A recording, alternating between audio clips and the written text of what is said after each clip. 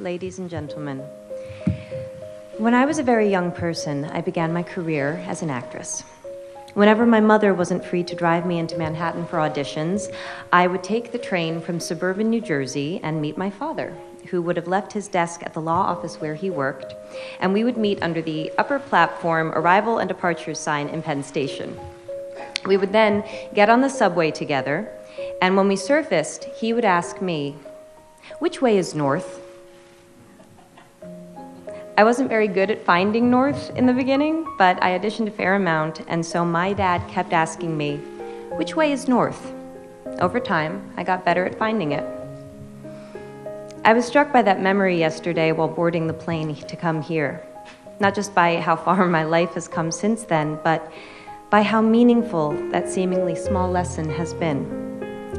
When I was still a child, my father developed my sense of direction, and now, as an adult, I trust my ability to navigate space.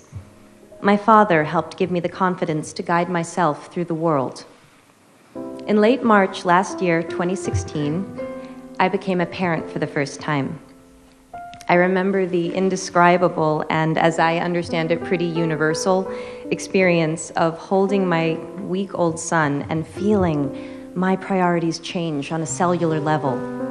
I remember I experienced a shift in consciousness that gave me the ability to maintain my love of career and also cherish something else, someone else, so much, much more.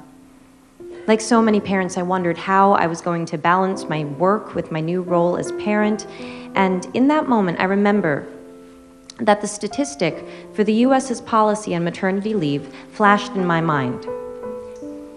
The memory of being in the city with my dad is a particularly meaningful one, since he was the sole breadwinner in our house, and my brothers and my time with him was always limited by how much he had to work. And in my own household, my mother had to choose between a career and raising 3 children, a choice that left her unpaid and underappreciated as a homemaker, because there just wasn't support for both paths. American women are currently entitled to 12 weeks unpaid leave. American men are entitled to nothing. I remember thinking to myself, if the practical reality of pregnancy is another mouth to feed in your home, and America is a country where most people are living paycheck to paycheck, how does 12 weeks unpaid leave economically work? The truth is, for too many people, it doesn't. 1 in 4 American women go back to work 2 weeks. So why do we continue to undervalue fathers and overburden mothers? Paid parental leave is not about taking days off work. It's about creating the freedom to define roles, to choose how to invest time, and to establish new, positive cycles of behavior. I'd like to ask, how many of us here today saw our dads enough growing up? How many of you dads here see your kids enough now? We need to help each other if we are going to grow. I don't mean to imply that you need to have children to care about and benefit from this issue. Whether or not you have or want kids, you will benefit by living in a more evolved world with policies not based on gender. We all benefit from living in a more compassionate time where our needs do not make us weak. They make us fully human. Bringing about change cannot just be the responsibility of those who need it most. We must have the support of those in the highest levels of power if we are ever to achieve parity.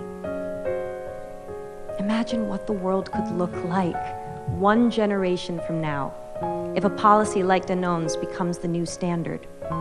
If 100,000 people become 100 million, a billion more. Every generation must find their north. When women around the world demanded the right to vote, we took a fundamental step towards equality. North. We must ask ourselves, how will we be more tomorrow than we are today?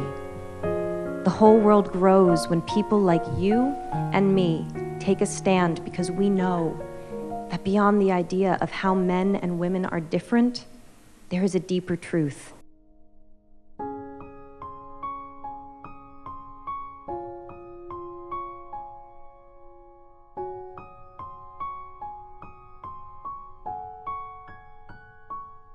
that love is love and parents are parents. Thank you.